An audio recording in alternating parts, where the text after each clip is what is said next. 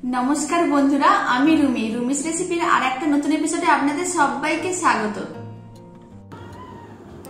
আজ আমি সুজি ও ময়দা দিয়ে একেবারে একটা অন্য ধরনের মিষ্টি বানিয়েছি। আর এই মিষ্টিটা হলো সুজি ময়দার দানাদার মিষ্টি। রেসিপিটা শেষ পর্যন্ত দেখার জন্য আপনাদের কাছে আমার অনুরোধ রইল। আর রেসিপিটা ভালো লাগলে প্লিজ চ্যানেলটিকে সাবস্ক্রাইব করে নেবেন, পাশে থাকা বেল আইকনটি প্রেস করে নেবেন। আমি যখন নতুন কোনো ভিডিও আপলোড করব আপনাদের কাছে সবার প্রথমেই পৌঁছে যাবে।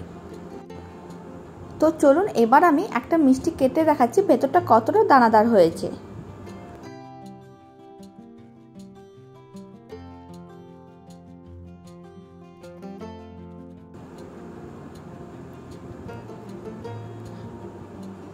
আপনারা দেখুন মিষ্টির ভেতরটা কতটা দানাদার হয়েছে। তো চলুন এবার এই মিষ্টিগুলো বানানো শুরু করা যাক। প্রথমে আমি একটা বাটি নিয়ে নিয়েছি একটু বড় সাইজের। এবার এই বাটির মধ্যে আমি দিয়ে দিচ্ছি মেজারিং কাপের হাফ কাপ ময়দা,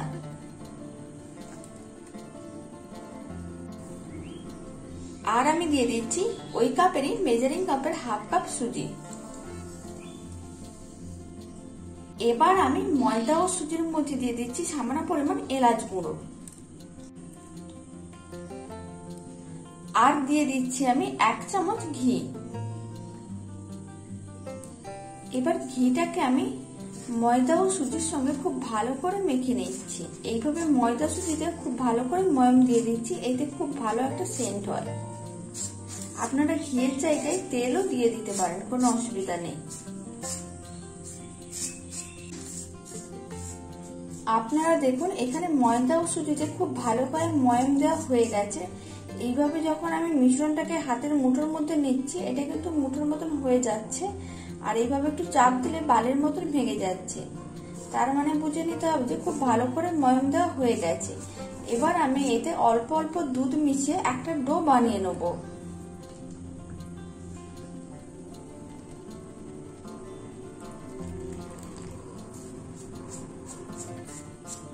ডোটা কিন্তু খুব বেশি নরমও হবে না, আবার খুব বেশি টাইটও হবে না।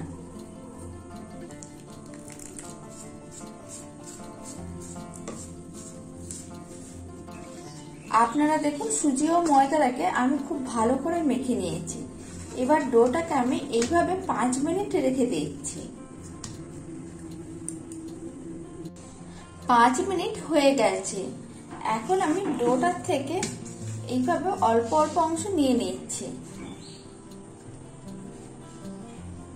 এইভাবে ছোট্ট ছোট করে লেচিগুলো কেটে নিচ্ছি।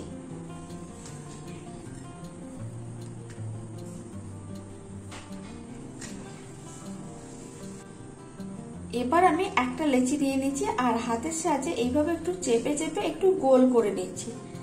একেবারে পারফেক্ট গোল করতে হবে না, এই সময় একটু এইভাবে করে নিলেও হবে।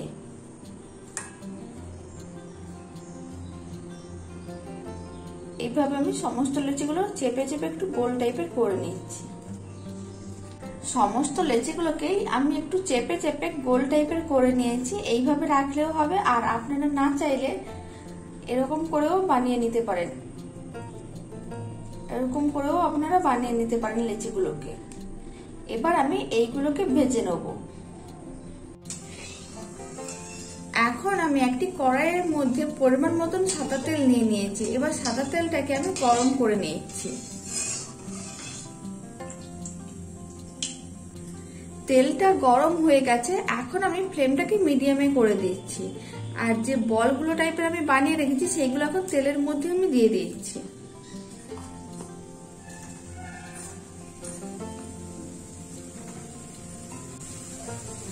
এবার আমি ময়দা ও সুজির বলগুলোকে মিডিয়াম ফ্লেমে লাল লাল করে ভেজে নেব।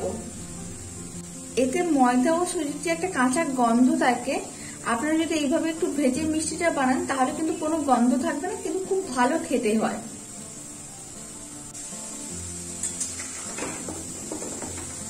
আপনারা দেখুন বলগুলো কিন্তু হালকা লাল হয়ে গেছে। এইভাবে আমি আরো একটু লাল করে ভেজে নিচ্ছি।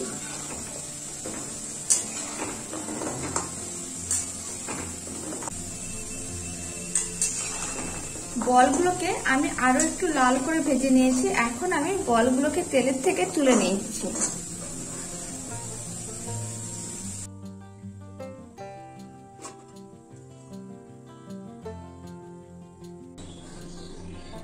সমস্ত ময়দা ও সুজির বলগুলোকে ভেজে আমি একটা প্লেটে নিয়ে নিয়েছি। এবার আমি এই বলগুলোকে এইভাবে 5 মিনিট রেখে দিয়েছি যাতে বলগুলো হালকা একটু ঠান্ডা হয়ে যায়।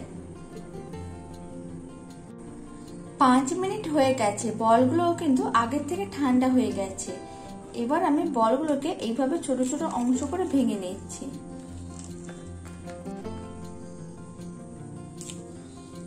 এইভাবে একটু চাপ দিলেই কিন্তু বলগুলো ভেঙে যাবে।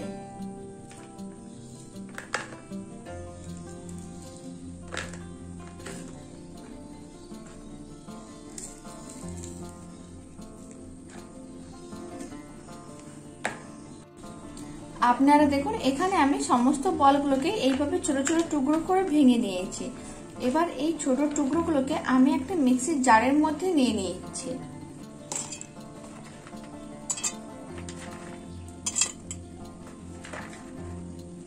সমস্ত টুকরোগুলো আমি মিক্সির জারের মধ্যে নিয়ে নিয়েছি। এবার আমি এইগুলোকে গুঁড়ো করে নিচ্ছি।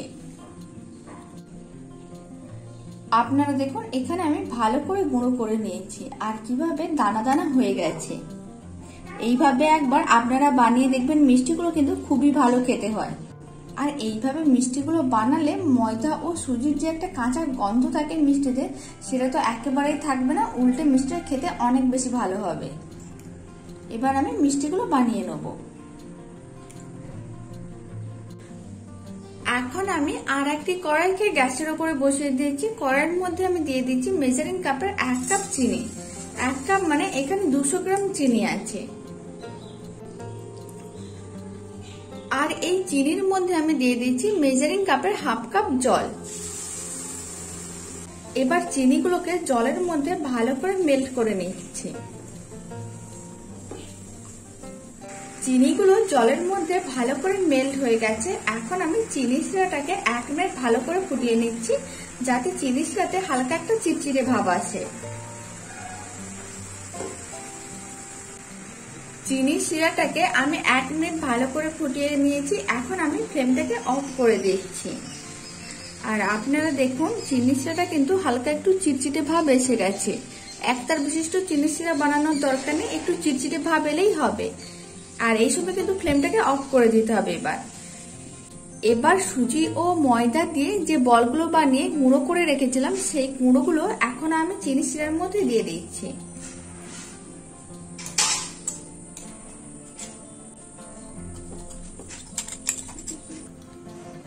এবার চিনি শিরার সঙ্গে ভালো করে মিশিয়ে নিচ্ছি।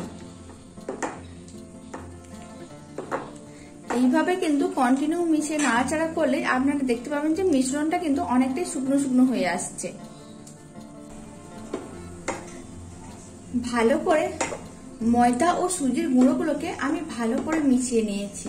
আর মিশ্রণটা আপনারা দেখুন শুকনো শুকনো হয়ে আসছে আর কড়াই থেকে কিন্তু একেবারে আলাদা হয়ে গেছে।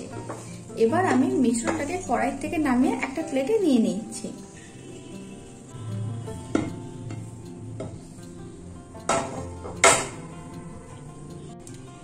এবার মিশ্রণটাকে প্লেটের চারিদিকে এইভাবে ছড়িয়ে দিচ্ছি যাতে তাড়াতাড়ি ঠান্ডা হয়ে যায়।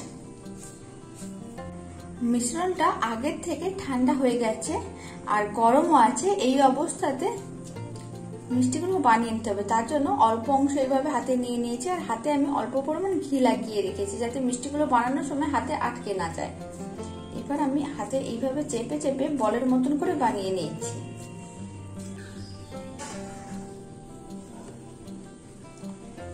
আপনারা দেখুন বলটা কিন্তু রেডি হয়ে গেছে। এইভাবে আমি সমস্ত মিষ্টিগুলো বানিয়ে নিচ্ছি। এখন আমি আপনাদের আরো একটা বানানো দেখিয়ে দিচ্ছি। তার জন্য আমি অল্প অংশ এইভাবে নিয়ে নিচ্ছি। তারপর প্রথমে হাতে এইভাবে চেপে চেপে নিতে হবে, তারপর দুটো হাতের মাঝখানে এইভাবে রেখে গোল বলের মতন করে বানিয়ে নিতে হবে। এই মিষ্টিটাও রেডি হয়ে গেছে। এইভাবে আমি সমস্ত মিষ্টিগুলো বানিয়ে নিচ্ছি। এখানে আমি সমস্ত সুজি ও ময়দার মিষ্টিগুলো রেডি করে নিয়েছি। আর এই মিষ্টিগুলো ঠান্ডা হয়ে গেলে আরো একটু শক্ত হয়ে যাবে। এখন একটু নরম থাকলেও ঠান্ডা হওয়ার পরে এটা শক্ত হয়ে যাবে। এখানে আমি সমস্ত মিষ্টিগুলো রেডি করে নিয়েছি। আর এই মিষ্টিগুলো কিন্তু গরম আছে বলে এখনো একটু নরম আছে। এটা যত ঠান্ডা হবে তত শক্ত হবে। আর আপনারা দেখুন এখানে 1/2 কাপ সুজি ও ময়দা দিয়ে কতগুলো মিষ্টি বানানো গেল। আর এই মিষ্টির রেসিপিটা শেষ পর্যন্ত দেখার জন্য আপনাদের অনেক ধন্যবাদ। আপনারা সবাই ভালো থাকবেন, সুস্থ থাকবেন। আর রেসিপিটা ভালো লাগলে প্লিজ চ্যানেলটিকে সাবস্ক্রাইব করে নিতে একেবারেই ভুলবেন না। আর পাশে থেকে বেল আইকনটিও প্রেস করে নেবেন। আমি যখন নতুন কোনো ভিডিও আপলোড করব আপনাদের কাছে সবার প্রথমে পৌঁছে যাবে। তো চলুন এবার একটা মিষ্টি ভেঙে দেখায় ভেতরটা কেমন হয়েছে।